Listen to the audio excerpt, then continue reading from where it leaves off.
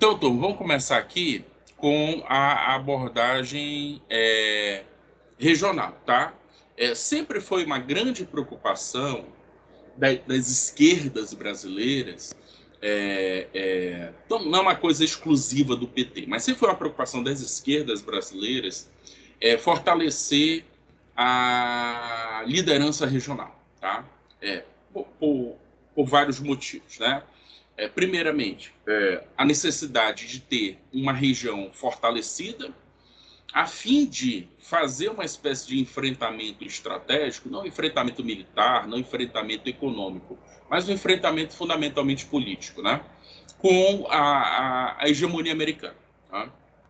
Então, desde os anos 90 e começo dos anos 2000, os vários partidos de esquerda, as várias lideranças de esquerda procuram fortalecer esse processo de integração regional. Né? Obviamente, isso não é uma coisa exclusiva das esquerdas, mas as esquerdas acabaram meio que liderando esse processo. Tá? O Mercosul, o Unasul, o ALAC, CASA, todos esses mecanismos foram fortalecidos no sentido de é, é, ter uma região mais robusta. Né? Então, o que acontece? Nós tivemos nos últimos anos uma abordagem, digamos assim, mais tímida, uma abordagem mais comedida em relação ao Mercosul. Né? Então, o Brasil prioriza o Mercosul, né? O Brasil tem uma simpatia pelo Mercosul, né? Porque o Brasil é um dos pais do Mercosul. Tá? Brasil, Argentina, Paraguai e Uruguai são os países que vão iniciar a iniciativa Mercosul. Né? O Mercosul, nos últimos anos, e nos últimos 10 anos, pelo menos, ele tem patinado no seu processo de integração. Né? Lembrando, o Mercosul ele nasce mais ou menos no mesmo período da integração europeia, da integração a partir dos anos 90, tá? Não confundir com a integração logística, econômica ali nos anos 50. Então, Mercosul e União Europeia, de certa maneira, são irmãos siameses, né? Cada um, obviamente, num continente, e os processos que possibilitaram o avanço da integração europeia, que hoje é uma coisa que está bastante, também muito complicada lá na Europa, mas foram os mecanismos que avançaram bastante lá e nós não conseguimos, de algum modo, replicar isso aqui no continente. Né? Muitas idas e vindas, muito distanciamento entre as duas grandes cabeças do Mercosul, no caso Argentina e Brasil. Né? E nos últimos anos isso tem se refletido de forma bastante sintomática. Né? Haja vista, por exemplo, a experiência Bolsonaro-Alberto Fernandes, que foi uma péssima experiência. Né? Eles nunca, acho que tiveram só um encontro, né? Um aperto de mãos ali, uma coisa bem frustrante, né? Dadas as barreiras ideológicas entre os dois. E recentemente, com a saída de Fernandes e a entrada de Javier Milei, e Lula, e a substituição Bolsonaro-Lula, esse processo ele só se acentuou, né? Esse processo de distanciamento. Mas, apesar de tudo, há uma infraestrutura de integração, né, que permite ainda a vigência do Mercosul. Claro, um Mercosul mais protocolar do que necessariamente um Mercosul cheio de projetos. Bom, em relação às parcerias bilaterais, tá?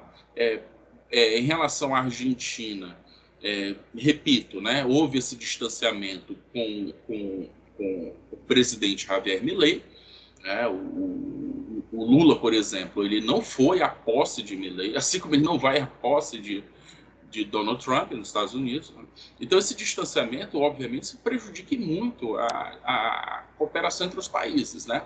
Mas, apesar de tudo, reitero, há um esforço, digamos assim, do ponto de vista dos avanços logísticos de infraestrutura que tem sido feito em torno do gasoduto Néstor Kirchner. Né? Bom, em relação à Venezuela, o Brasil agiu de pronto em relação à mais recente crise na Venezuela,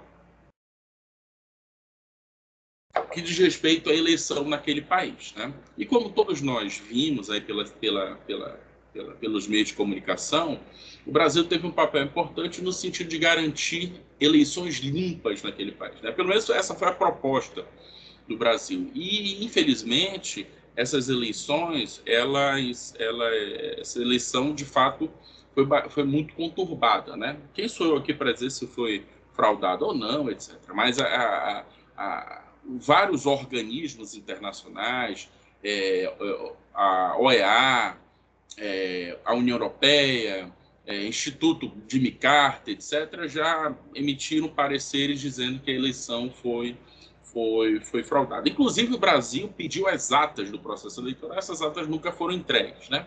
E jamais serão entregues. Então, houve um distanciamento aí, no caso, do Brasil em relação ao regime bolivariano aí, liderado atualmente pelo Maduro, né? Bom, em relação a Chile e Colômbia, o Brasil está bem posicionado, tá? São governos também de esquerda, no caso, o governo do Boric no Chile e o governo, esqueci o nome agora, do presidente da Colômbia, tá? Gustavo Petro. E assuntos muito relacionados, por exemplo, a questão de transição energética, a questão de mudanças climáticas, e uma questão importante também, que isso foi iniciado até mesmo no governo Bolsonaro, em relação à segurança pública, né? Mesmo porque, não no caso do Chile, mas no caso da Colômbia, nós temos um problema relacionado à questão de uma fronteira hídrica e a questão do narcotráfico, que tem afetado muito a região. Bom, a agenda amazônica, tá? Ponto importante também, o Brasil é uma liderança importante, inclusive foi feita uma reunião ano passado e ano retrasado em Manaus e ano passado em Belém, relacionada primeiramente a essa reunião aqui em Manaus, em relação à OTCA, a Organização do Tratado de Cooperação Amazônica. No primeiro ano do governo Lula houve um esforço para que esse organismo regional tivesse força novamente, né? E ano passado, em Belém, o Lula e a política externa brasileira foi receptiva em relação à COP 30, né? Que é uma agenda que pretende revitalizar o posicionamento do Brasil e de outros países da região em relação à Amazônia e o impacto que a Amazônia pode ter em termos de uma diplomacia ambiental, em termos também da questões concretas, né, como mudanças climáticas, preservação de florestas tropicais, entre outros assuntos. Né? Então, o Brasil fez uma prévia dessa reunião no ano passado, em Belém, e esse ano, agora 2025, nós teremos a COP 30 em Belém novamente, né? Acho que vai ser no mês de julho, se eu não estou enganado. E o Brasil também vai liderar um esforço nesse sentido. Né? Lembrando, né? E toda essa diplomacia ambiental do Brasil, ela nasce na Eco 92, né? Ou seja, há 23 anos, e desde então o Brasil tem sido uma liderança importante em relação a esse tema. Tá? Bom, outro assunto importante também, que é o combate ao crime organizado, né? A importância da cooperação fronteiriça. O Brasil, infelizmente, tem sido refém de organizações criminosas, né? O Brasil e a região norte em especial, e o Amazonas em particular, tem se tornado um território importante do ponto de vista da logística do tráfico de drogas, né? Nós podemos até chamar a atenção para uma geopolítica do narcotráfico, isso já é uma coisa muito bem documentada, né? Várias operações do governo brasileiro no sentido de combate a narcotráfico, combate a contrabando e tudo que decorre a partir disso, né? Como tráfico de armas, a questão de tráfico humano, de órgãos humanos, etc, etc. Então, há um esforço também nesse sentido. A questão de direitos humanos, né? Que é uma agenda importante também, e aí, fator importante diz respeito ao nosso vizinho aqui, a Venezuela, né? Que tem, de forma bastante recorrente, tem violado aí a questão de direitos humanos, né? Não só do ponto de perseguição de de opositores, né, de pessoas que contestam o governo, etc., mas também em relação à segurança alimentar, a questão a segurança do regime democrático, né, a manutenção ou mesmo a propagação de um regime democrático, entre outras coisas, né. O Amazonas e a região norte, em especial, nós tivemos um problema grave com isso aí, foi a questão dos refugiados da Venezuela, né? Antes dos venezuelanos, os haitianos passaram por uma questão, não só problemas políticos, mas também problemas relacionados a meio ambiente lá, né? Houve aquele terremoto terrível e o Brasil tem, ao longo desse período, tem se especializado, tem criado uma certa expertise em relação a esse problema migratório, que não era o problema que o Brasil tinha, né? Os processos migratórios aqui sempre foram muito tranquilos, né? Salvo engano, aliás, salvo melhor juízo, só o período da Segunda Guerra Mundial onde houve um fluxo enorme de imigrantes por questão de perseguição política, né? Mas antes disso, não. Isso foi um período assim, de migração econômica, né? Mas não política. E agora, recentemente, nós passamos por isso em relação à Venezuela, principalmente, né? Bom, o Brasil é o ator importante do BRICS aqui no Cone Sul, né? Na América do Sul como um todo. Então, o Brasil, como membro fundador do BRICS, nós vamos falar mais de BRICS à frente, tá? O Brasil tem sido o grande representante do BRICS aqui na região. Lembrando, o BRICS está espalhado por vários continentes. Ele está na África, está na Ásia, está na Europa, né? Aí, pensando a Rússia como um Estado europeu, né? E é um ponto importante para valorizar a região, né? Houve um embate ainda ano passado, né, 2024, em relação ao ingresso da Venezuela. O Brasil vetou o ingresso da Venezuela, né? E houve o convite para que a Argentina fizesse parte do BRICS, né? Isso foi entre o final do governo do Alberto Fernandes e o começo do governo Milei. E o Milei rejeitou o convite, né? Ele não disse, a Argentina não vai participar do modelo BRICS, do projeto BRICS. Obrigado pelo convite e até a próxima. Então, isso foi mais ou menos um panorama da América do Sul, tá? Então, vamos entrar agora na África, tá? Vamos passear um pouco aí pela África, tá? Como é que foi essa política externa brasileira para o continente africano, tá? Então, África. O Brasil, desde os anos 60, pelo menos, com a emergência dos governos militares, sobretudo o governo Geisel, o Brasil tem uma preocupação enorme com a África, tá? Essa preocupação, obviamente, ela passa por duas grandes fases. Primeiramente, ver a África, observar a África do ponto de vista estratégico, ou seja, o Brasil sendo uma espécie de parceiro privilegiado do continente, né? Isso é um processo. E, nos anos 90, uma visão da política externa africanista brasileira, uma visão bastante deteriorada, né? Mesmo porque foi o período, década de 90, que o continente africano passou por muitos problemas internos, né?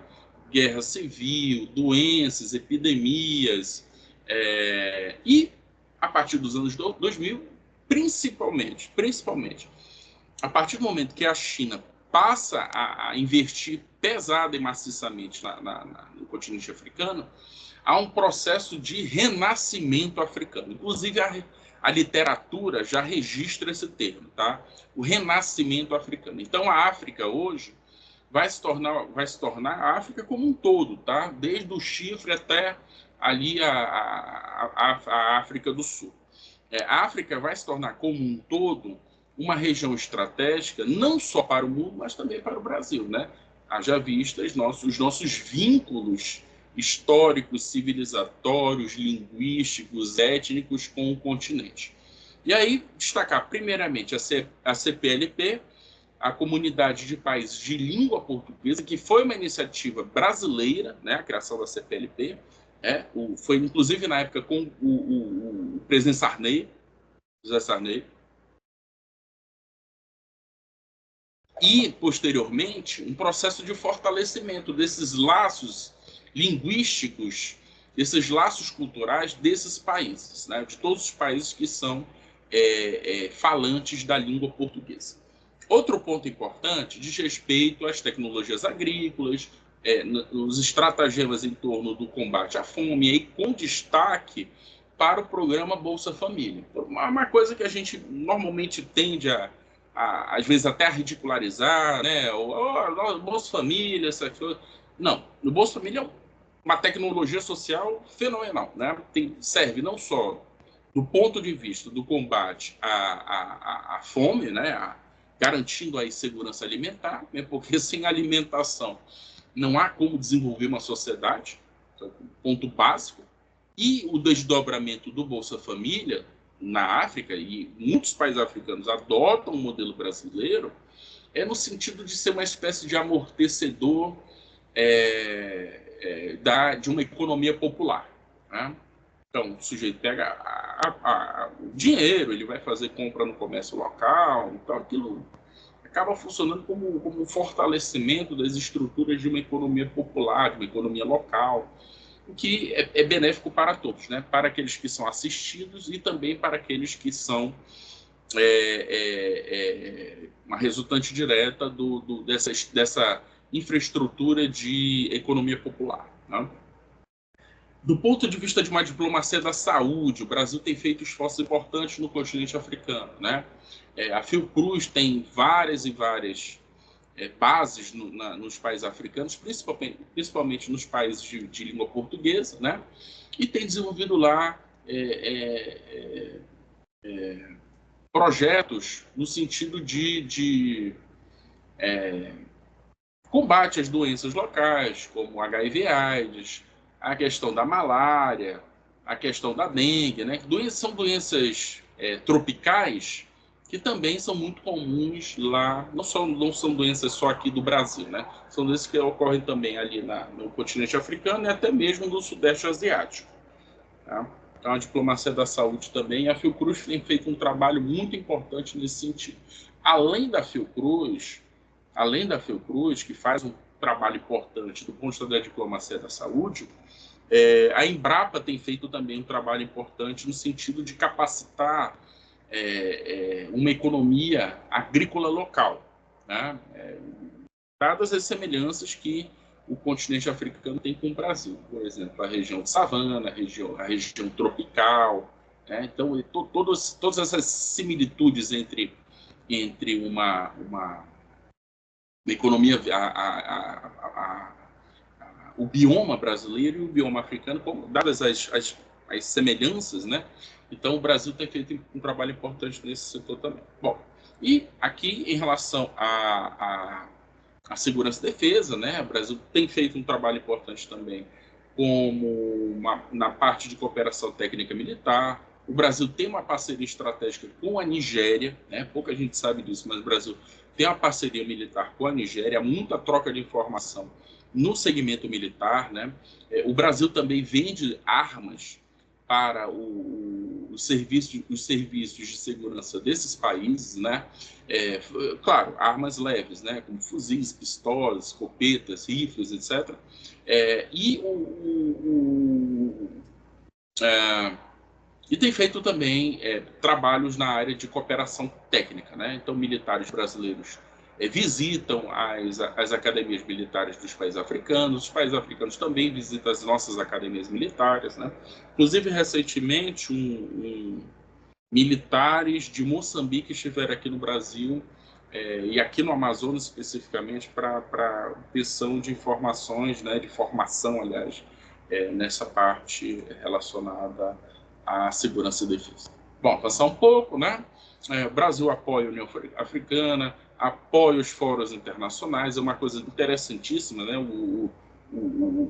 A África tem, dos anos 90 para cá, criado vários e vários órgãos multilaterais de cooperação, tá? Participação importante, vários países participam desses organismos multilaterais. Isso, obviamente, fortalece o continente, né? Visto que o continente digamos assim, a grande última fronteira da expansão econômica do mundo, né? Então lá você tem muito ouro, muito diamante, recursos hídricos, toda uma fauna específica do continente. Então os olhos do mundo vão em relação ao continente africano, né? Então essa é um pouco aí da agricultura familiar. Cheguei a falar, questão da saúde da mulher.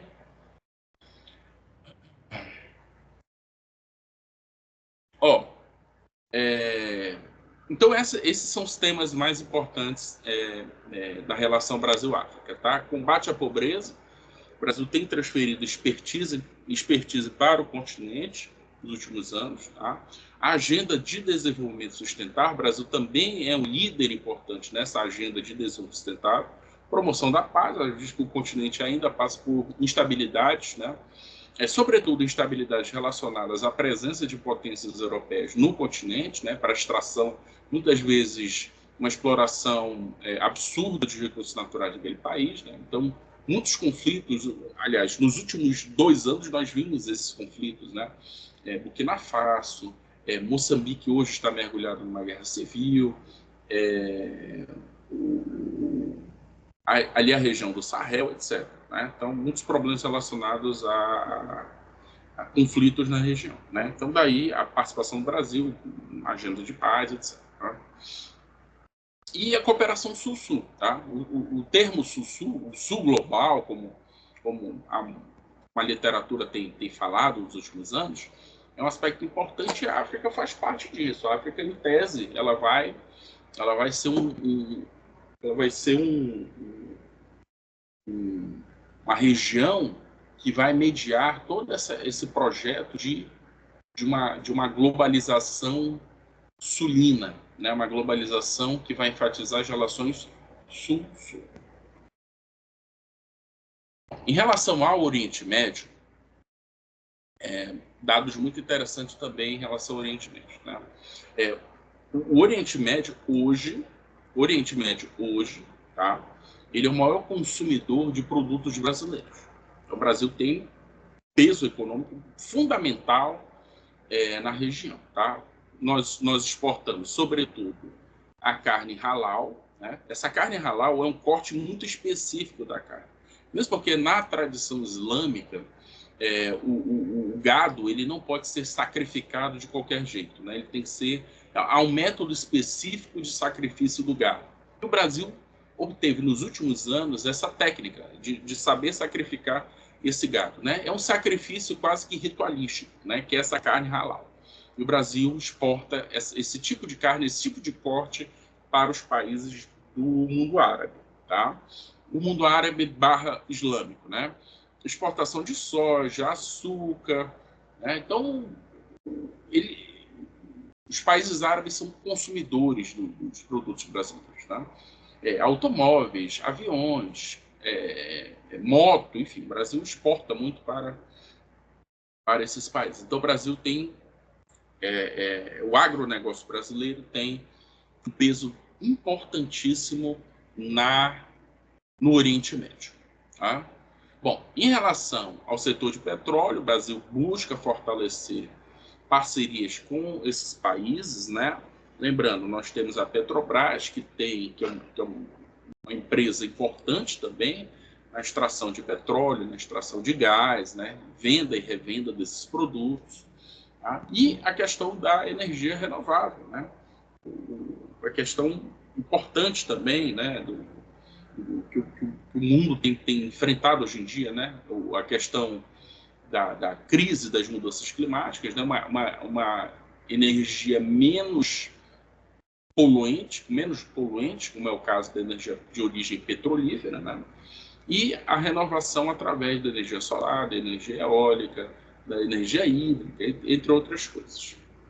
Bom, avançando um pouquinho, né? Brasil, em função dos seus vínculos econômicos, eu diria até seus vínculos culturais, mesmo porque o Brasil, por muitos anos, acolheu comunidades inteiras, como comunidades islâmicas, árabes e judaicas, né? Então, o Brasil, por tradição, tem uma uma concepção muito mais de neutralidade em torno dos conflitos no mundo, no Oriente Médio. Né? Então, o Brasil busca uma postura mais equilibrada, tá? Em relação a temas de guerra, de paz, de cooperação entre os países, entre outras coisas. Né? Obviamente que, se adota uma postura de neutralidade, se busca com isso soluções pacíficas das controvérsias, que é um capítulo importante que está registrado, inclusive, na Constituição, tá? A busca por soluções pacíficas das controvérsias. E em relação à questão específica do Oriente, do conflito entre Israel e Palestina, que é um conflito que sempre se renova e sempre ganha novos capítulos, o Brasil se posicionou em relação a isso, primeiramente com a criação do Estado da Palestina, que é a resolução que a própria ONU defende, né? Uma resolução que a própria ONU defende para a solução do conflito entre palestinos e israelenses. Bom, falamos já em relação à segurança alimentar, né? Também é uma questão importante lá no Oriente Médio, né? Fortalecimento das parcerias estratégicas, fornecimento de alimentos para a região, tá? E uma aproximação do ponto de vista dos recursos não só de petróleo, mas também relacionados à energia renovável, né? Recursos hídricos, de bioeconomia, etc, etc, etc. Bem, vou avançar um pouco. Parte de segurança e defesa, né? O Brasil exporta, um papel importante também na exportação de tecnologia militar, tá? A questão do terrorismo também há muita troca de informação, etc. E acordos relacionados à defesa. Bom, vou destacar aqui 3 pontos importantes do posto das relações bilaterais, tá? Arábia Saudita, Emirados Árabes e a questão Israel e Palestina. Né? Então, o Brasil, em relação à Arábia Saudita, busca parcerias em projetos de infraestrutura e investimentos. Né? Não sei se vocês lembram, mas na época do governo Bolsonaro, houve muita viagem, houve uma preocupação enorme do Brasil em relação à Arábia Saudita. Né? A despeito da crítica que se fazia ao governo, né, ao governo Bolsonaro, a respeito dessa aproximação. Mas houve um diálogo importante, ampliação das relações de comércio, etc. E o Lula manteve o diálogo, tá? Não há nenhuma preocupação em relação a isso, tá bem? Obviamente que é um país que tem problemas relacionados a direitos humanos, né? Mas isso jamais foi um ponto importante no distanciamento entre Brasil e Arábia Saudita. Pelo contrário, né? O Brasil tem se aproximado cada vez mais desse parceiro, visto que esses países árabes são países riquíssimos, né? E eles usam muito o petrodólar para fazer investimento em vários países, etc. Tá? Bom, em relação aos Emirados Árabes Unidos, também uma cooperação importante, né? Criação de cidades inteligentes, etc. E a crise e a relação a relação entre Brasil vis-à-vis o conflito Israel e Palestina, né? O Brasil, repito, né? O Brasil defende uma solução, uma decisão histórica, tá? Isso não depende de governo. A diplomacia brasileira, ela é defensora da solução de 2 estados, tá? E, obviamente, o diálogo como uma forma de minorar os conflitos. Bom, em relação à Ásia, vamos à Ásia agora. E aqui está, digamos assim, um ponto-chave de toda a discussão que nós podemos fazer na área de relações internacionais sobre o mundo pós-ocidental. Né? Acho que aqui está o grande fio, né? Porque esse mundo pós-ocidental significa o quê? Vai ser um mundo centrado em questões em torno da China, do Japão, da Coreia, né? Ou seja, essa retomada das potências econômicas do Oriente, né? E de como esse mundo pós-ocidental, ou seja, um mundo asiocêntrico, como esse mundo vai remodelar todas as relações econômicas que temos no mundo, né? Hoje, a grande fábrica é a China, e a China tem pautado as transformações econômicas e comerciais mais significativas. A retomada da nova rota da seda, a questão da indústria chinesa, uma indústria muito agressiva, uma indústria muito forte, né? A rede comercial que a China tem feito no mundo inteiro, construção de portos, de infraestrutura, aeroportos, né? Então, é um mundo em desafio. E o Brasil, obviamente, não pode ficar fora disso, né? Então, o Brasil busca aumentar as exportações para os países asiáticos, né? Especialmente o quê? Produtos agrícolas, minerais e de energia. Tá? Eu estava vendo recentemente uma reportagem, uma informação muito interessante, né? Ó, um homem entre 40 e 50 anos na China, ele não era não era do seu dia a dia consumir café, né? Hoje, os chineses passaram a consumir café, ou seja, é um novo item que entra na base nutricional de um chinês que tem entre 40 e 50 anos. Agora imaginem a seguinte situação, né? Esse chinês que passa a consumir café e ele vai simplesmente agora precisar de mais café, né? A China vai se preocupar com isso. Vai se preocupar em importar café de boa parte do mundo. E, obviamente, o Brasil, como o maior produtor de café do mundo, vai ter um papel importante nesse setor, né? Para exportação de produtos. Isso, obviamente, não só produtos agrícolas, mas também produtos ligados a minérios, minério de ferro, principalmente, a parte de energia, exportador e consumidor de energia, entre outras coisas. Só um pouquinho em relação às parcerias estratégicas. Brasil, acordos bilaterais. O Brasil está avançando em acordos bilaterais de comércio com a China, com a Índia, com o Japão, com a Coreia do Sul. E aí, parênteses, né? O Brasil, nesse setor, e a Amazônia em especial, tem tido uma cooperação extraordinária, né? Muito investimento chinês na Zona Franca, muito investimento japonês e sul-coreano aqui na região, né?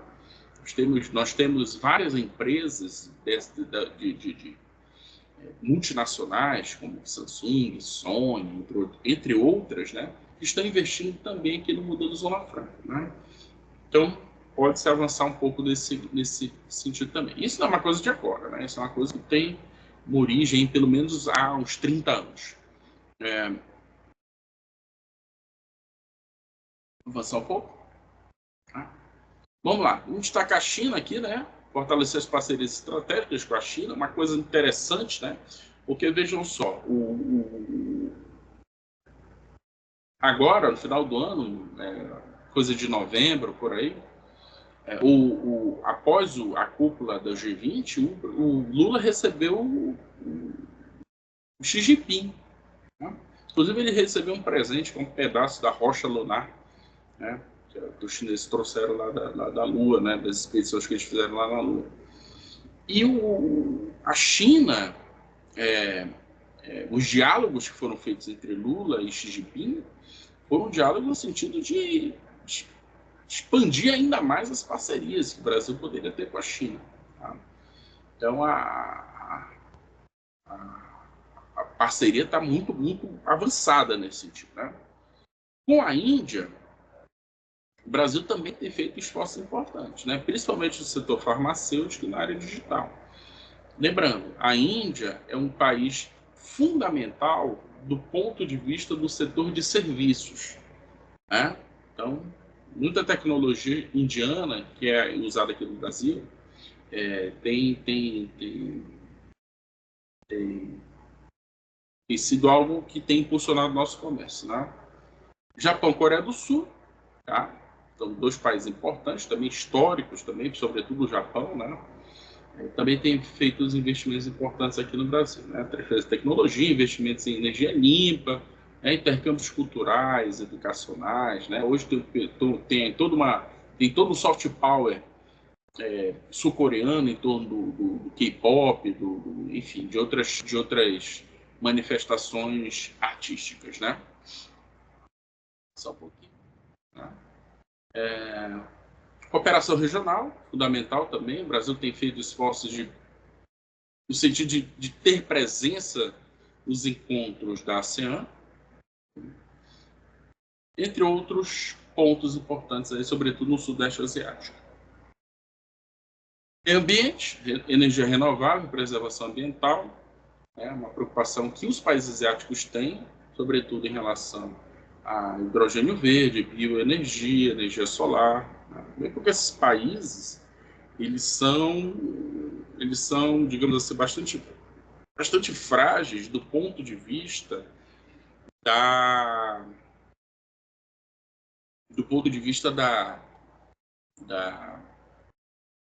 dessa infraestrutura mineral, de recursos naturais, etc., com exceção da China. Tá? A China tem a tabela periódica inteira lá dentro do território dela, mas outros países não. Né? Eles são bem pobres em termos de recursos minerais. Como é o caso do Japão, é um caso arquiconhecido, e o caso da Coreia do Sul também. Isso aí, ciência, inovação, tecnologia, etc. Em relação à Ásia, 3 pontos importantes. BRICS. BRICS é uma realidade, isso é uma realidade incontornável nas relações internacionais. Tá? O BRICS é a liderança chinesa do BRICS, tem sido bastante promissora nesse sentido. Né? Além do Banco do Desenvolvimento, né, que hoje é presidido pela Dilma, o BRICS também tem ambições na parte de infraestrutura, na parte logística, né? Inclusive, houve uma ampliação de atores que passaram a fazer parte do BRICS, de países que passaram a fazer parte do BRICS. Né? Uma preocupação com o G20, né? O G20, leia-se, as 20 maiores economias do mundo e de organizações internacionais no sentido de criar mais cooperação. Bom, em relação à Europa, né? Saiu finalmente o acordo, depois de mais de 20 anos, entre a União Europeia e Mercosul. Né? Obviamente, esse acordo ele vai avançar de forma bastante lenta, mesmo porque há, da parte dos europeus, uma forte resistência a esse acordo, com destaque para a França. A França tem criado muitas dificuldades para o avançar desse acordo. Né? Só que, obviamente, a negociação que precisa ser feita nesse sentido é para que não haja uma espécie de competição predatória de ambas as partes. Por exemplo, a agricultura brasileira ela é predatória em relação à agricultura europeia. Né? A economia brasileira é forte, muito bem estruturada. O agronegócio brasileiro é uma coisa assim invejável. Né? Agora, some-se a isso, a agricultura do Chile, a agricultura do Uruguai, a agricultura do Paraguai, a agricultura da Argentina, somado tudo isso, os europeus não teriam condições de competir nesse segmento. Bom, do outro lado também, o Brasil e os países daqui do Cone Sul teriam enorme dificuldade em enfrentar qualquer tipo de expansão da indústria europeia, de expansão dos produtos europeus, produtos sobretudo os industrializados aqui para a região. Isso implicaria numa quebradeira geral da nossa indústria, né? Que já é uma indústria bastante capenga. Né? Então, a negociação vai se dar nesses termos, ou seja, formas de acomodação, formas de negociação que não prejudiquem as partes. Né? Pensar um pouquinho. Uma agenda fundamental, os europeus têm muita preocupação com isso. Eu diria que os europeus, mais do que qualquer outro ser humano da Terra, eles se preocupam com questões de biodiversidade. Né? E aqui no Amazonas, em especial na Amazônia, melhor dizendo, nós temos a questão do Fundo Amazônia, né, que tem muito aporte de países europeus, sobretudo dois, Alemanha e Noruega, né, e mais recentemente com o governo Biden, né, o presidente Biden, também investimento norte-americano.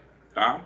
Então, muita preocupação, preservação do meio ambiente, de energias renováveis, a questão da bioenergia, economia circular, todas essas preocupações, esse investimento é muito pesado aqui na região, sobretudo esse investimento advindo aí do Fundo Amazônia, tem valorizado essa agenda de sustentabilidade da Amazônia. Né? Isso, obviamente, não é só um assunto, digamos, não é só uma abordagem econômica, mas há também uma abordagem política em torno disso, né? Mesmo porque, dada a pressão externa desses investimentos, há uma espécie de imobilização dos recursos da região. Então, dificuldade de ter um agronegócio aqui na região, dificuldade de ter uma expansão do gado aqui na região, entre outras coisas, né? Então, é um elemento também que pode ser perturbador para o Brasil e a sua soberania. Bom, em relação à cooperação política e o multilateralismo, né, nós temos aí recentemente a questão da União Europeia e a União Europeia, não só a União Europeia, Estados Unidos e o sistema OTAN mergulhados numa guerra, né? E esse aparato multilateral ele está bastante comprometido no mínimo, né? Então toda essa agenda de mudança climática, de direitos humanos, de governança, etc. Tudo isso está sendo mais ou menos afetado pela guerra, né? Pelo conflito que tem se desencadeado entre Rússia e a Ucrânia, né? Que é uma guerra ali no coração da Europa. Então, preocupações importantes nesse sentido, né? E outro ponto importante é respeito às reformas globais, né? E nesse sentido, o Brasil tem sido um ator importante, né? Não é porque o Brasil ele pleiteia mais espaço nas relações internacionais, ele pleiteia mais capacidade decisória, de ser um formulador de agendas. E com isso, o que tem acontecido? O Brasil e o G4, né? Brasil, Alemanha, Índia e Japão, né? Esses 4 países têm produzido uma espécie de agenda de mudanças, né? De reformas desses organismos laterais, a fim de que haja mais acomodação desses interesses, né? Obviamente, como o mundo está numa polvorosa, temos a guerra na Ucrânia, nós temos problemas relacionados ao Oriente Médio, né? O próximo presidente dos Estados Unidos ele é abertamente um presidente que vai buscar se distanciar desses conflitos no mundo. Então há uma perspectiva bastante complicada em relação a esses assuntos, tá? Então é um tema que nós precisamos colocar alguns pontos de interrogação nesse sentido, né?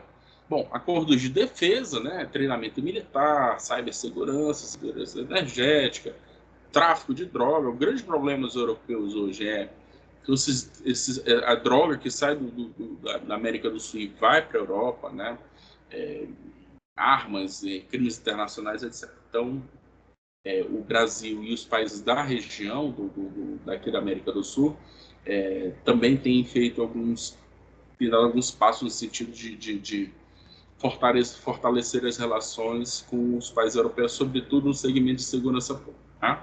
Bom, custo das relações bilaterais, as energias renováveis, toda a agenda da governança ambiental, né? Bom, Fundo Amazônia, que é um assunto importantíssimo também, né? Bom, relação Portugal-Espanha, fortalecimento dos laços históricos e culturais, né?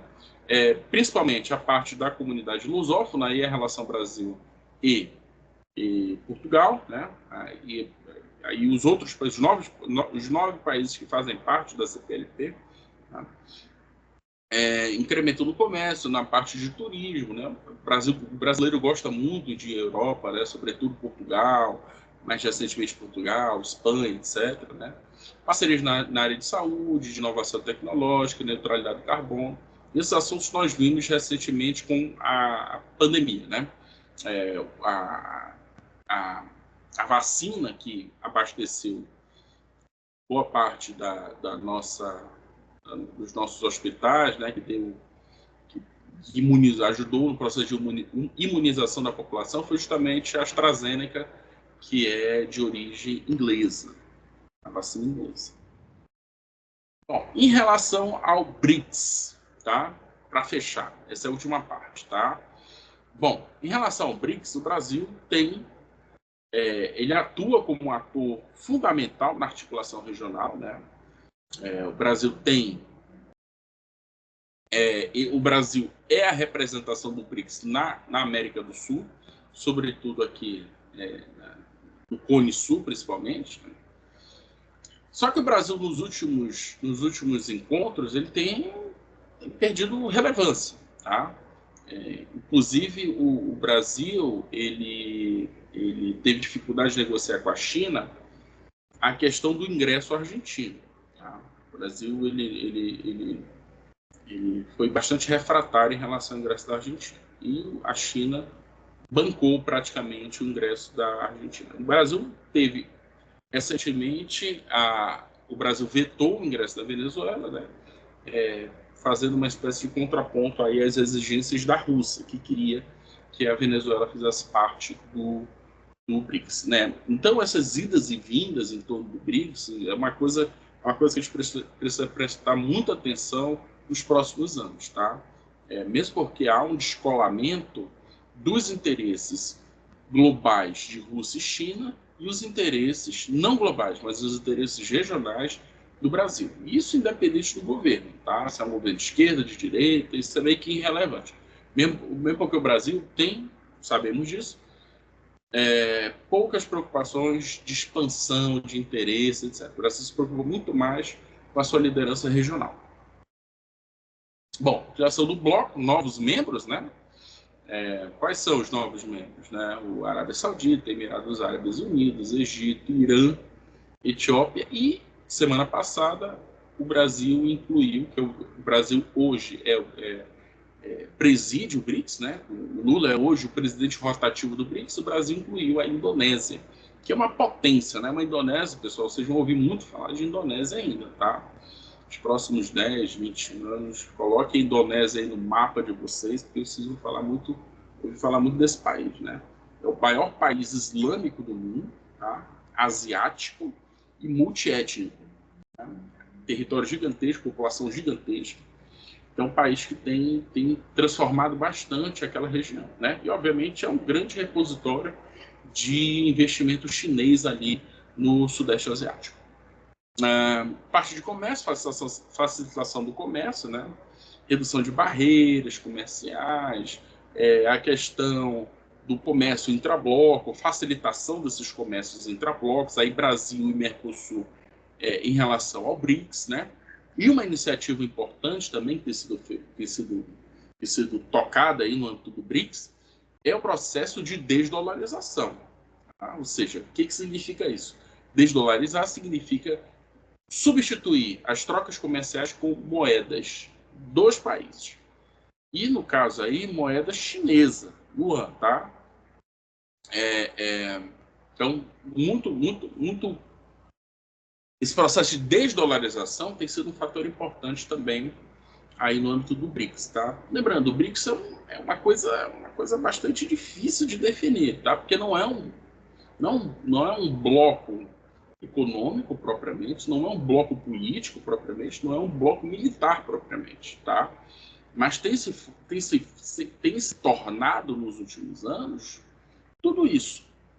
Ou seja, é uma forma bastante híbrida, uma forma bastante sofisticada de cooperação de países, sobretudo países que buscam seu lugar ao sol, que buscam seu lugar no mundo, né? A China já está bem consolidada, a Rússia também, mas os outros países que fazem parte do BRICS, eles querem também seu lugar no mundo, né?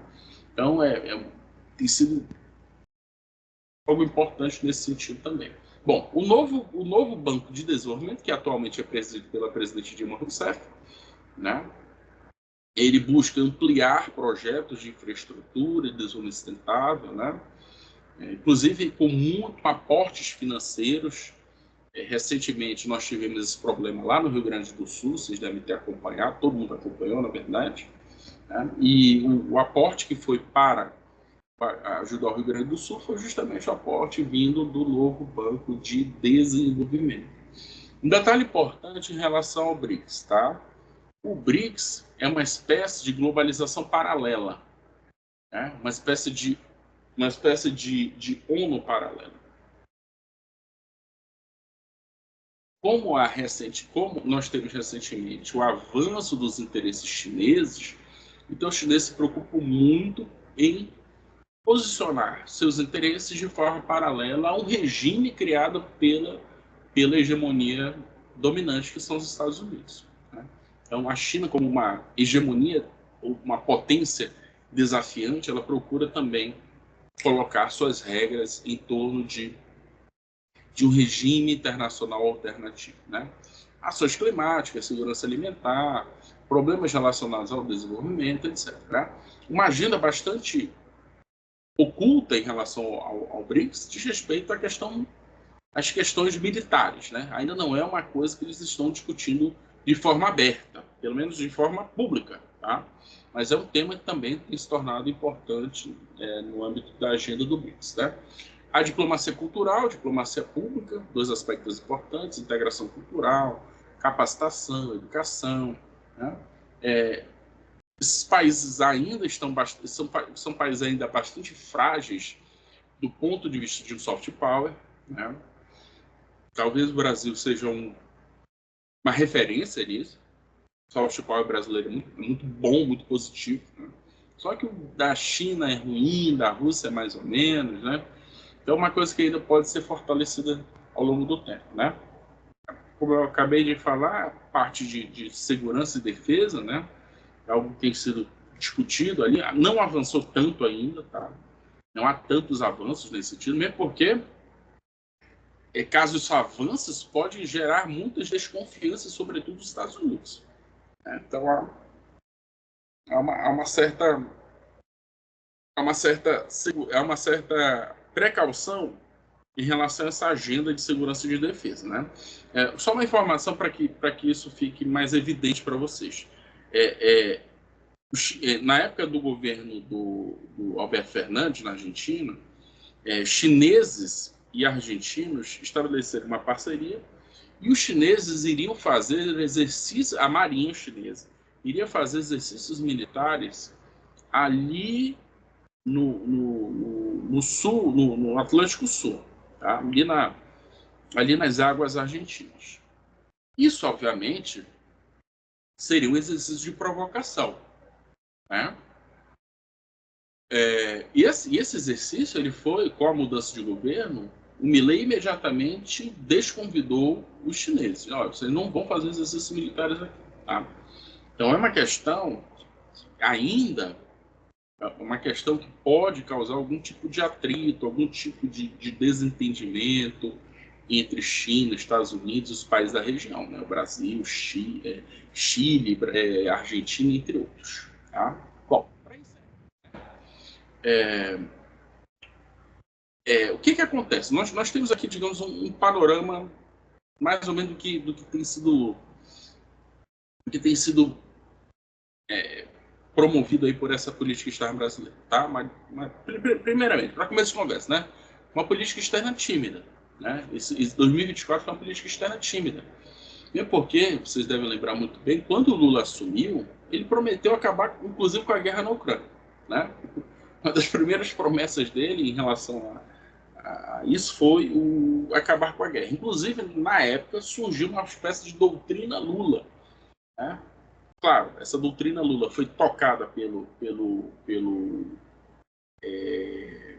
Celso Amorim e pelo Mauro Vieira, o chanceler, o nosso chanceler, o Mauro Vieira, e o assessor internacional do Lula, que é o Celso Amorim, né? Essa doutrina Lula será uma doutrina de pacificação, uma doutrina de entendimento das partes, né? O Brasil, inclusive, se propôs a ser um mediador desse conflito, só que nada disso avançou, né? Pelo contrário, houve uma espécie de ridicularização dessa proposta, tá? E, obviamente, ela foi descartada, mesmo porque as partes ainda não veem incentivos para o fim do conflito, nem a parte russa, nem a parte europeia e ucraniana. Tá?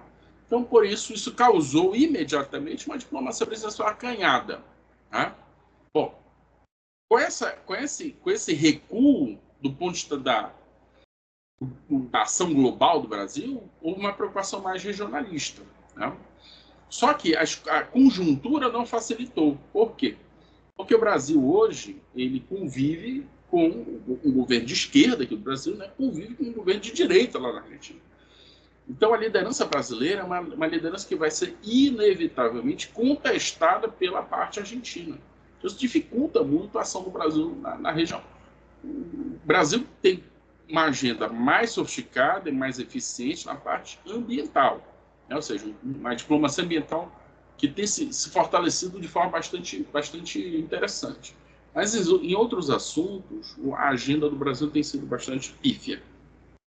Segundo elemento, os fatores domésticos. Hoje o Brasil passa por um momento bastante conturbado, eu diria, em relação à conformação dos atores internos. Né? O bom e velho presidencialismo de coalizão, que contava com a relação entre presidente do Congresso Nacional e presidente e a divisão federativa, né? O presidencialismo de coalizão depende disso, de uma interação com o Congresso, uma redistribuição dos poderes na federação. Isso tem perdido força. Né? Por quê? Porque houve uma substituição da lógica. Hoje, a lógica é uma aliança do presidente com atores estratégicos no judiciário, sobretudo o STF. Então, essa alteração do regime político,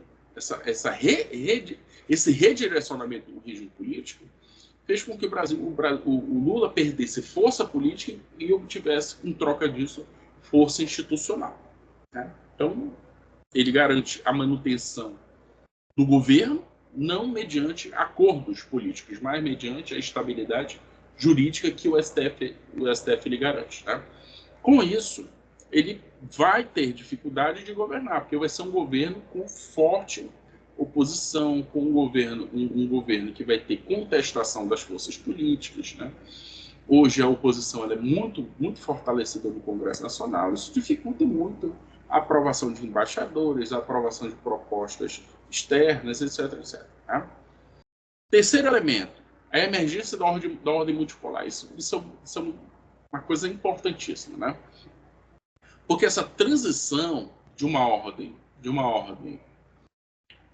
controlada hegemonicamente pelos Estados Unidos para uma ordem multipolar pode gerar não só convergências estratégicas, aí o Brasil teria que optar ter lado, por exemplo, mas também pode, e aí pensando de forma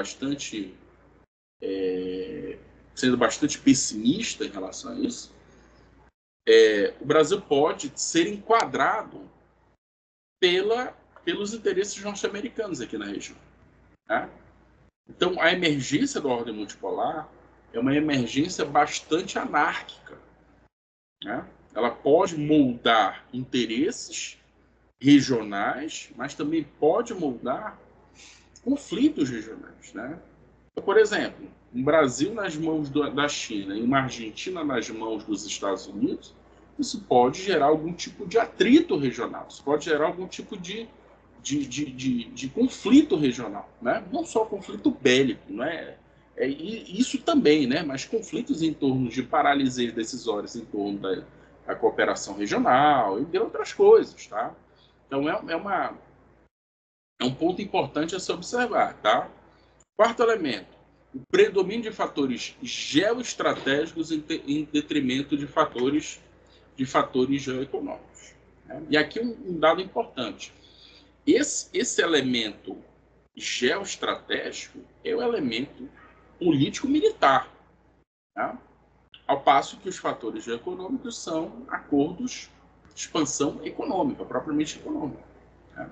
Então há uma grande falta de sintonia entre esses dois elementos. Hoje nós estamos enfrentando muito mais uma dinâmica de geoestratégica e menos uma dinâmica geoeconômica. E o desafio Trump, que é o quinto elemento, pode, né, ser um elemento de retorno aos fatores geoeconômicos, né? Ou seja, o Trump ele pode ser um elemento no sentido de complicar, pelo menos criar dificuldades para a questão militar, né? Mesmo porque, a partir da experiência do primeiro governo dele, Trump não iniciou nenhum conflito, nenhuma guerra, né? Ele gerenciou os conflitos que estavam ocorrendo, mas ele não inicia um conflito. Então, a partir de lá, a partir dessa referência, é possível entender, ou é possível pensar também, que Trump possa alterar a lógica, né? Ele possa enfatizar mais os elementos geoeconômicos em detrimento dos elementos geoestratégicos, né? O que seria bastante benéfico para o Brasil. O Brasil ele teria muito mais ganhos do ponto de vista de uma competição econômica do que uma competição militar, mas porque nós não temos capacidade militar, né? Então é isso, pessoal. Essas foram as minhas considerações a respeito desse segundo ano do governo Lula. Pessoal, como de praxe, nós podemos fazer uma rodada de perguntas, caso haja aí uma questão a ser levantada. Vocês podem, enfim, falar, ficar à vontade, tá bem? Alguém quer se manifestar?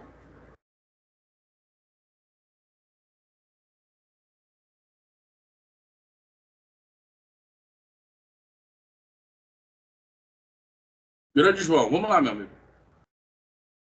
Acho que tem que ligar o meu microfone. Já liguei.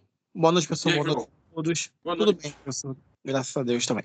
Então, o que eu queria era considerar o seguinte: é, uma pergunta que seria no terceiro ponto que você falou por último, com relação ao ambiente doméstico, em que o senhor colocou que houve um direcionamento do presidente de coalizão para o que eu já ouvi alguns dizerem presidencialismo judiciário.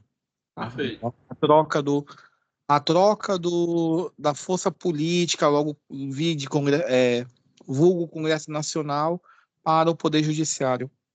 Eu percebo que há vamos dizer assim, desde do último impeachment que houve, eu percebo que o Brasil naturalmente já estava se caminhando para isso. Já estava Sim. se caminhando para essa questão. Especialmente com algo que eu me questiono muito, particularmente com a relação do comprometimento, ou melhor, deterioração do Pacto Federativo. Porque eu percebo que o Brasil hoje ele tem perdido a sua característica de Estado federado para Estado unitário. Entendeu? Vários elementos eu percebo que o Brasil caminha para isso. Eu acho que o mais relevante hoje e o mais recente foi a reforma tributária, na qual concentrou mais poder em relação a Brasília, né? Com relação à arrecadação tributária, inclusive em tributos que eram essencialmente e totalmente direcionados a estados e municípios. Uma parte desse tipo de arrecadação foi concentrada. Mas tem outras questões também, como, por exemplo, de dia a dia, a nova Carteira de Listagem Nacional, que é um documento único. Por todo o país é o mesmo documento, é a mesma base de dados, entendeu? Então, são elementos que eu vejo que o Brasil está perdendo a sua característica de Estado federado para unitário, logo, com troca de concentração de poder. Eu não sei se isso é algo pensado ou é algo que está sendo algo natural por conta de demandas da sociedade. Eu acredito que seja algo pensado, né? E que talvez isso seja uma forma de concentração de poder, algo que seja pela atual ideologia barra força política predominante se beneficie mais com isso. Acredito que seja mais essa minha visão seja essa com relação a esse tipo de fator. Ponto. Bacana. Eu concordo contigo em quase tudo, tá? De fato, essa juristocracia que surgiu no Brasil,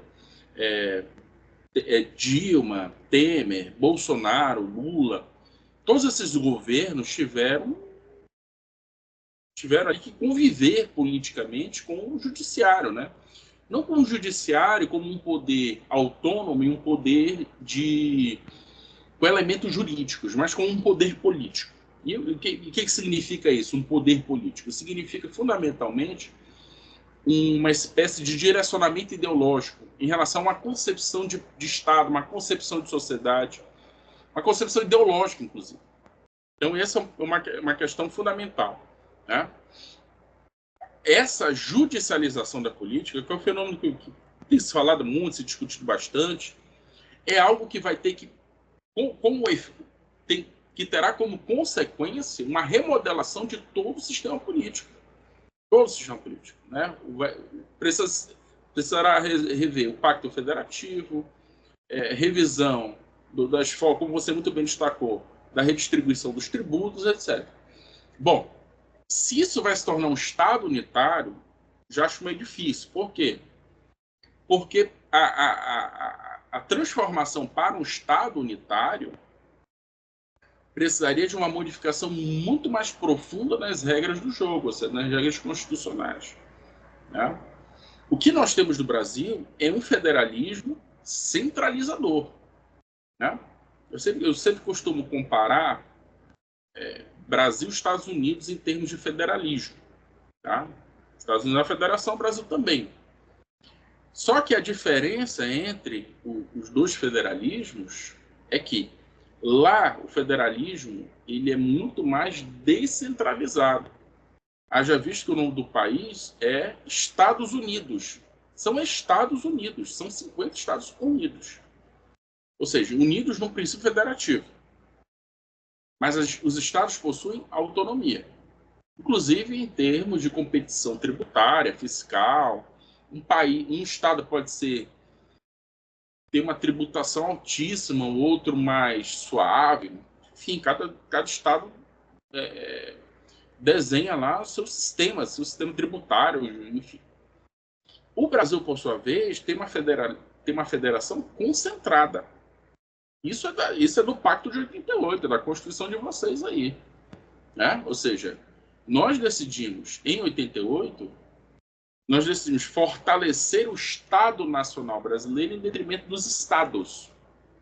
Então, os barões da federação que fazem a transição do regime autoritário para o regime democrático, eles vão ceder de forma paulatina os seus poderes para o governo federal, né? E o Fernando Henrique teve uma participação fundamental nesse processo, né? Da discussão do federalismo brasileiro. O Fernando Henrique foi o principal ator a recentralizar o poder em torno do governo federal, em torno da presidência da República. Então, essa remodelação, aí voltando aí digamos assim, para a nossa discussão maior, né? A remodelação do sistema político inteiro tem implicações também na política externa. Aí teve implicações disso. Por quê? Por qual razão? Porque o processo decisório interno agora levará em conta não os interesses dispersos num pacto federativo, mas os interesses concentrados numa elite, num grupo político que tem interesses que são seus interesses que precisarão ser resolvidos interna e externamente. Um exemplo claro disso foi o conflito entre o STF, e aí especificamente na pessoa do Alexandre de Moraes, com a empresa X lá do Elon Musk. Tá? Para quem observou isso com muita atenção, viu um conflito de uma burocracia do Estado brasileiro, que é o Poder Judiciário, em relação a uma empresa multinacional. Ou seja, o interesse da elite dirigente brasileira e a ingerência ou não de uma multinacional no processo eleitoral brasileiro. Tanto que o controle do X, ou a proibição do X, o fechamento do X, etc., durou justamente um mês, o mês derradeiro do processo eleitoral. Quando a eleição foi decidida, uma semana depois, o aplicativo voltou a funcionar sem os controles, sem a sua proibição, a sua censura, sei lá o quê. Né? Então, esse remodelamento da elite local, de um regime político específico, que vai ter também implicações na ação externa do Brasil. Nós estamos acompanhando nesse exato momento o impasse. Qual é o impasse? É se o judiciário brasileiro vai permitir ou não a viagem do ex-presidente da República, o Jair Bolsonaro, à posse de Donald Trump. Bom, proibindo ou não, nós teremos uma repercussão disso em termos de um agente, em termos de um organismo do Estado Nacional Brasileiro em relação ao presidente da República de um país que historicamente é um parceiro, um aliado, é um país, né? Nós nunca tivemos grandes conflitos assim existenciais com os Estados Unidos, né? Mas pode começar. Imagina só, né? A proibição da viagem, né? E uma retaliação do governo que vai tomar posse agora no dia 20, em relação a juízes do STF, uma sanção econômica contra esses juízes. Imagina uma coisa dessa. Então, é disso que nós estamos falando, entendeu? Não é mais uma questão meramente doméstica, é uma questão que vai ter uma interface no mundo. Tá? Vai ter uma interface também regional, vai ter uma interface com a China, vai ter uma interface com o BRICS. Então é por aí, é mais ou menos por aí que nós estamos pensando. Mas de fato concordo contigo, eu acho que houve uma deterioração do nosso pacto federativo, ele piorou. Tá? Se nós compararmos o nosso desenho federativo dos anos 80, quando a Constituição foi elaborada e promulgada, para o pacto federativo dos últimos 5 anos, da Covid para cá pelo menos, houve uma piora assim para se chamar atenção, tá? Mas é um bom ponto, João. A piora no sistema federativo e de como essa deterioração vai comprometer, inclusive, as reformas. Por exemplo, a reforma tributária. Né? Ou seja, vai fortalecer o poder que está concentrando as decisões. Né? Centralizou o processo decisório. Então é por aí mesmo.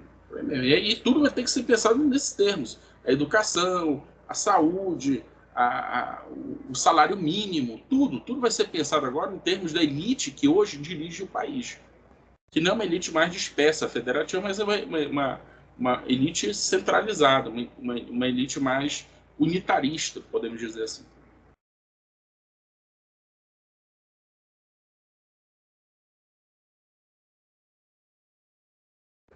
Pessoal, mais alguém? Valeu, João. Só mais alguém quer dar um pitaco? Oi, mestre. Oi, querido. Meu bem, tudo tranquilo? Como é que tu estás aí, nesse frio? Ah, nada, aqui começou o verão, aqui eu tô no clima meio amazônico, batendo aquele 34, 35, mas é engraçado que eu fico de boa, os gaúchos ficam tudo morrendo aqui. Pô, imagino, sim. Você...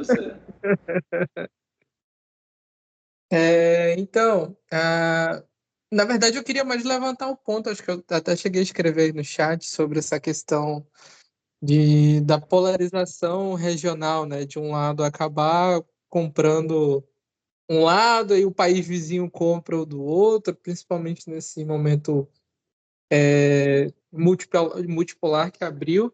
Acho que tem muitos exemplos, né? Acho que tem exemplos regionais, tem exemplos já ali durante a própria Guerra Fria, que um abria para um lado e o outro abria para o outro, e aí, como por exemplo, como foi as Coreias que entraram em conflito armado no começo do século XX, aí Brasil e Argentina de um lado puxando sempre para um americanismo muito forte, como foi o próprio Rio Branco trouxe isso, da nossa aproximação com os Estados Unidos, e a Argentina já ficou mais um pouco ali do lado da Inglaterra, então houve esse embate assim, meio por debaixo dos panos, né? Não necessariamente entrando no momento armado. Eu acho que eu vejo também essa perspectiva da possibilidade isso realmente acontecer com o Brasil dos próximos anos, até porque a gente não está falando de algo que é de hoje, são coisas que estão se repetindo, mas obviamente por moldes aí, regras do jogo do seu tempo, né? Então, acho que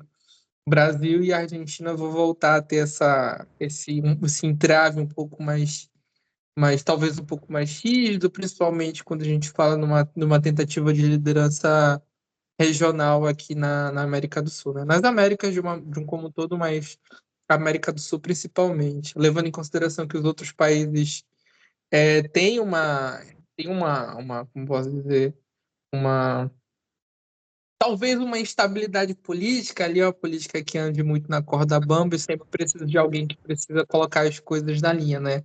E o Brasil falta um pouco com isso, mas já foi acho que mais incisivo regionalmente falando. Acho que desde o processo de impeachment da Dilma, o Brasil, quanto à sua regionalidade, foi deixado um pouco mais de lado, né? Acho que pelo menos isso é do que eu entendo, né? Que eu vejo disso.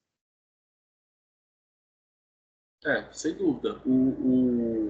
Claro, assim, vamos tentar colocar os pingos nos is, né?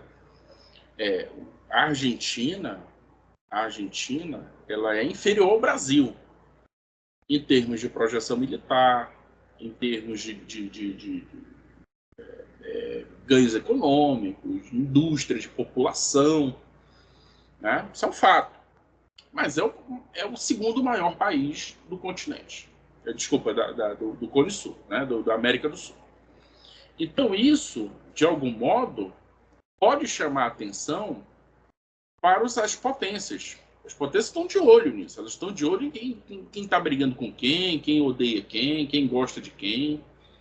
Então, a grande questão, muitas vezes, não é em relação aos atores regionais, que eles podem resolver suas pendências como sempre resolveram suas pendências.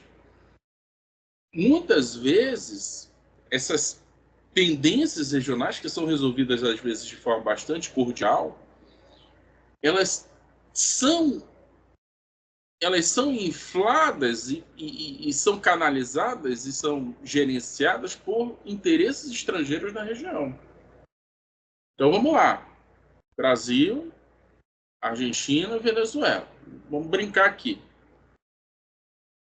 O que garante hoje a manutenção do regime venezuelano, do regime lá do Nicolás Maduro? O regime Maduro, ele é sustentado por 4. Ele é, do ponto de vista econômico, sustentado pela China. Ele é, do ponto de vista militar, sustentado pela Rússia. Ele é, do ponto de vista comercial, petróleo, pelo Irã. E ele é sustentado, do ponto de vista do aparato militar, de segurança, aparato militar, por Cuba. Não sei se vocês sabem, mas Cuba tem a melhor comunidade de inteligência da região. Coisa lá da época da União Soviética. Eles aprenderam tudo. Então, o que sustenta hoje a Venezuela são esses países. Ou seja, isso é gerência estrangeira, extracontinental, aqui no Cone Sul. E o Brasil está assistindo tudo isso de camarote, por enquanto. O Milei, por sua vez, tem uma narrativa claríssima em relação ao Brasil e ao mundo. No período de campanha, o Milei chegou a chamar Lula e o Brasil de uma experiência comunista. E o Milei, que se diz um anarcocapitalista ou coisas assim, ele recebeu recentemente o Edmundo Gonzalez, que foi o candidato aí que concorreu com o Maduro, né? Dizem, sou eu que estou falando, que ele venceu a eleição, que o Maduro fraudou a eleição. Então o Brasil está entre interesses aí, né? E é o cara que vai à posse do Trump, é um cara que já condecorou, já foi às festas do Donald Trump, é um cara que é muito próximo do movimento do Donald Trump, o MAGA, né, etc. Então, o momento atual é um momento de muita incerteza, né? E aí, os chineses vão segurar o regime Maduro? E o Trump vai querer demover o regime Maduro? E qual vai ser o papel da Argentina nisso? A Argentina vai cruzar o Rubicão? A Argentina vai apoiar essa intervenção ou não? E o Brasil vai ser pressionado? Qual é a decisão do Brasil? De apostar na derrubada do regime ou na manutenção do regime? Todas essas questões, elas estão colocadas à mesa. E a partir do dia 20, nós vamos ter uma reviravolta nesse sentido, porque nós vamos ter, lá nos Estados Unidos, um presidente que é muito próximo do líder da oposição no Brasil, que é o Bolsonaro, né, que tem quase 50% aí dos votos. Então vai ser uma situação bastante complicada, assim, do ponto do gerenciamento de tudo isso, né? O Lula já não tem mais aquela idade toda, né? O Lula já é quase 80 anos. Então nós teremos pela frente aí um cenário de muita incerteza, tá? De muita incerteza, muita instabilidade, muitas idas e vindas, né? Eu estou muito preocupado com o que vai vir aí nos próximos 2 ou 3 anos.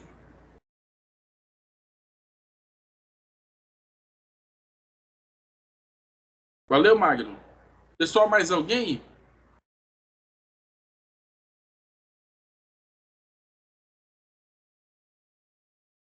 Se tem mais alguém aí na... Cadê a Miriam? Tá na área ainda aí, a Miriam? Diretamente da América.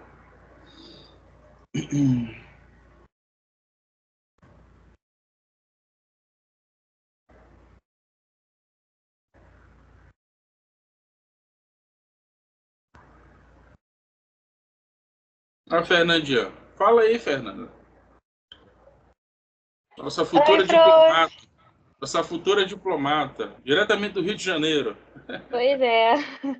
E aí, como é que você tá? Eu tô bem. Aqui, nossa, 23 graus, finalmente. Oh, Saí do maravilha. calor de Manaus. Adorei o momento hoje. Você Legal. estava falando sobre a África e sobre a Nigéria, né? Sim. Que a gente compartilha. Eu também falei que da Namíbia. Eu conheço muitos militares que foram tanto para a Namíbia quanto para a África do Sul, justamente para fazer Sim. essa troca de informações. Sim. Sim.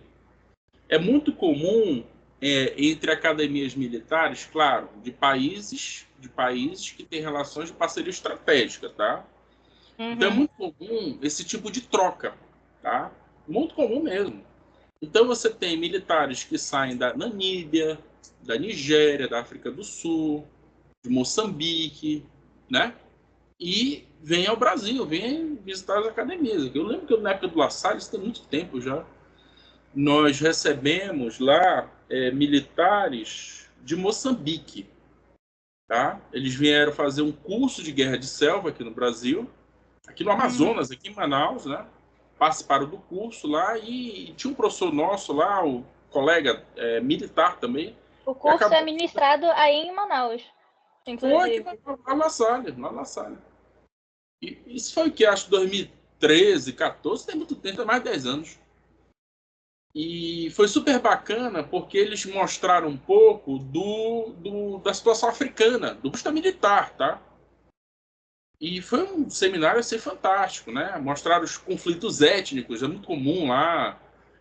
Aquele filme que eu gosto bastante daquele filme, é O Senhor das Armas, né? Que é até com o Nicolas Cage, ele mostra um pouco desses conflitos étnicos. Conflitos tribais também são muito comuns. Então eles fizeram uma radiografia da época, isso tem 10 anos, a coisa deve ter mais ou menos se ajustado nesse período, né? Desses problemas que a África enfrenta, né? Guerras por recursos naturais, por exemplo, regiões inteiras onde você tem ouro. Aí, bom, guerra pelo território, guerra por ouro. Né?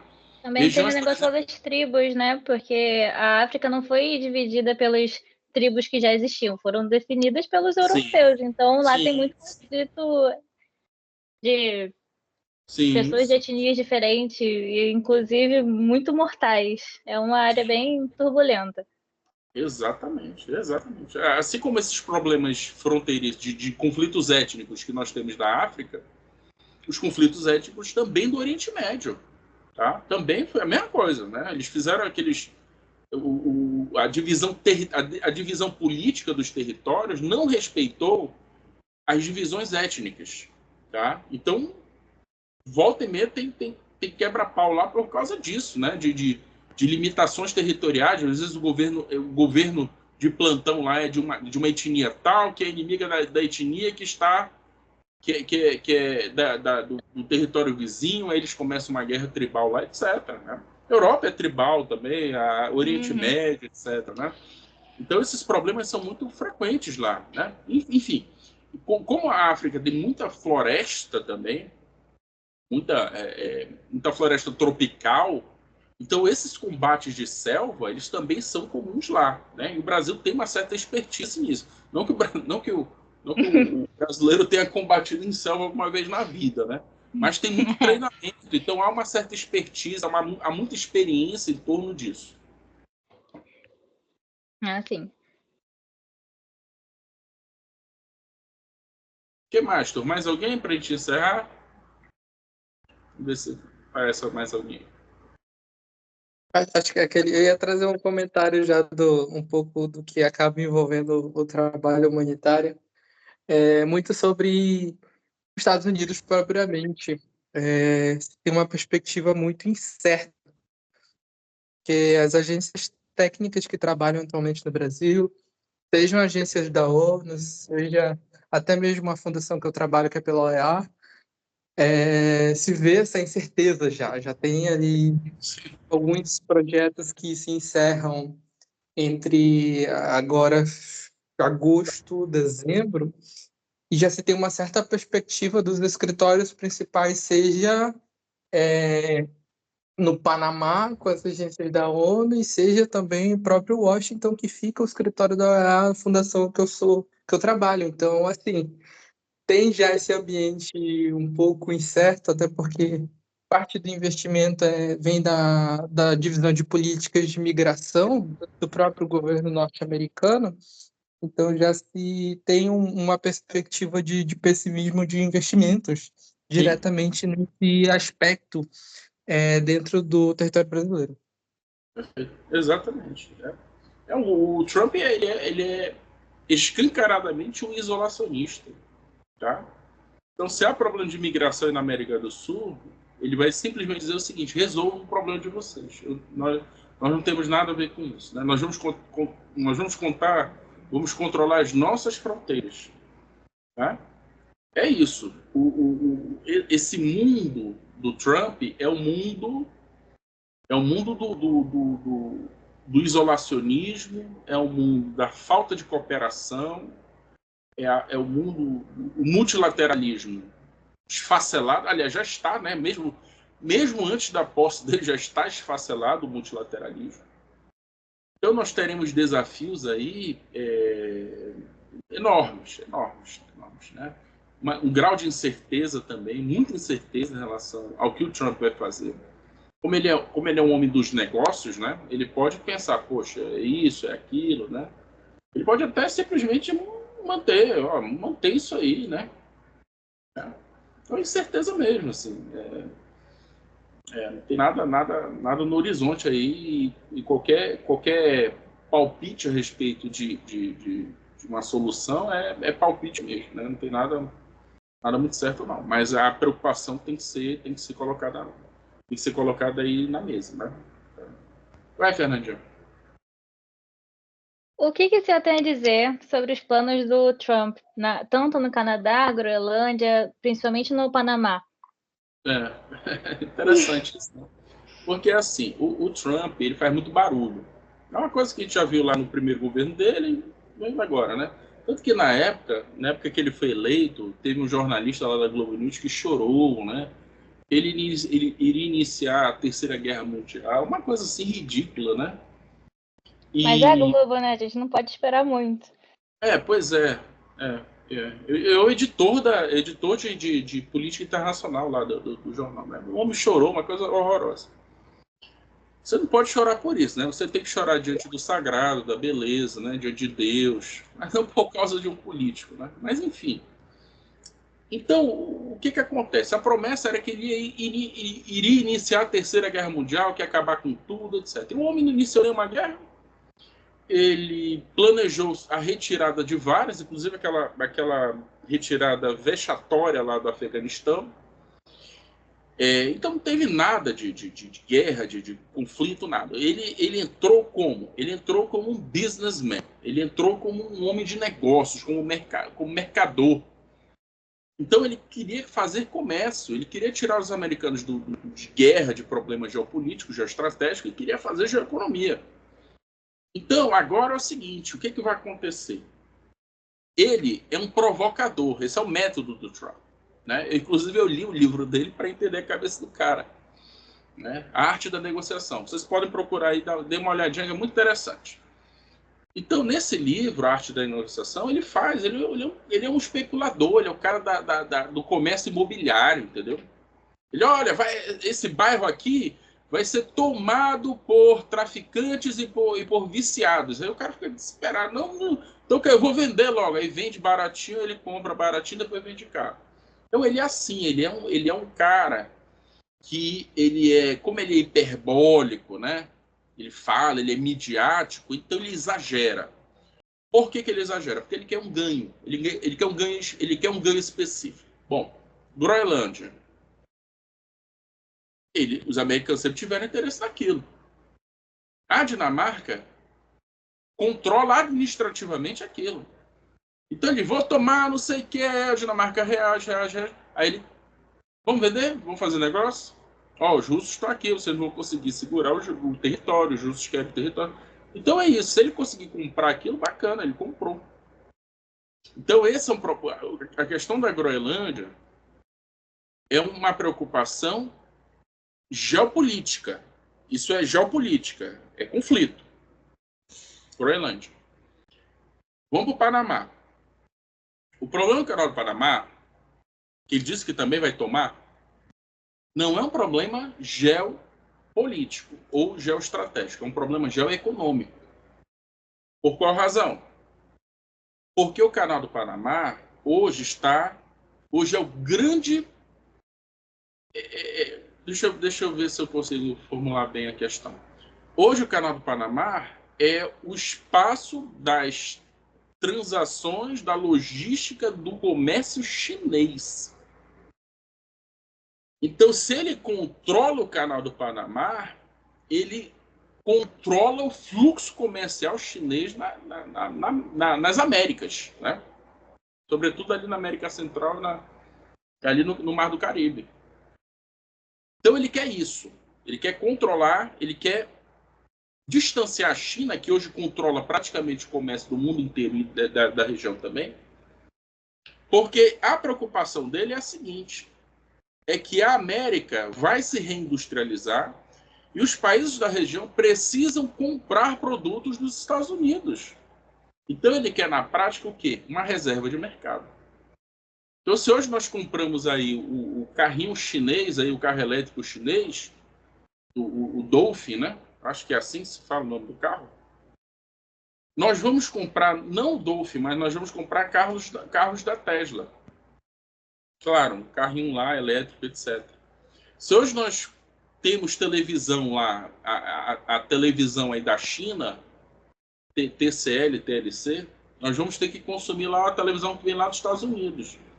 Então é um pacote de reformulação que ele pretende implantar lá na América que vai depender do fluxo dos mares, do fluxo comercial.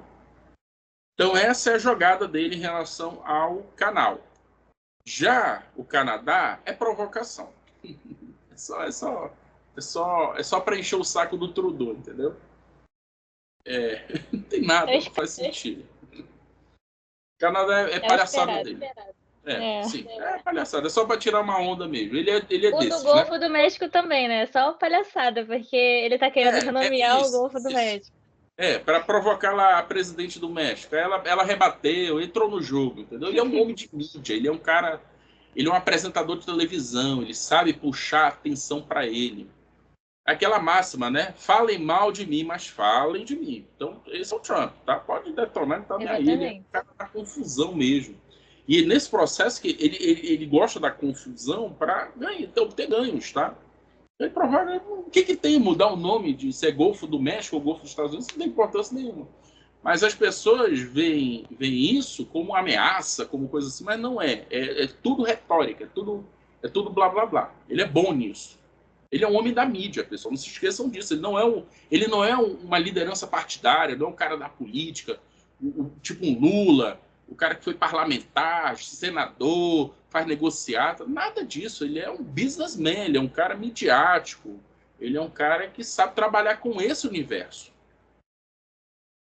Isso é o Trump.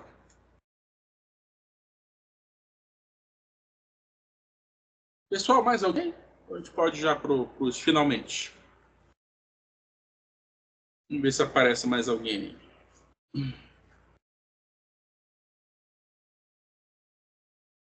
Acho que não. Então, pessoal, muito obrigado pela audiência de vocês, tá?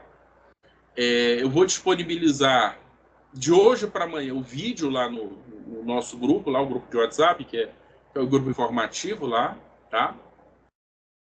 Agradeço demais a presença de vocês aqui, foi um debate muito gostoso, muito legal. E vamos nos encontrar aí pelos próximos meses, tá? Eu vou tentar botar pelo menos uns 4 ou 5 cursos não, sem o webinar, né? Esse ano, tá? Vou planejar em temas mais específicos, temas mais gerais, temas do calor da hora, né?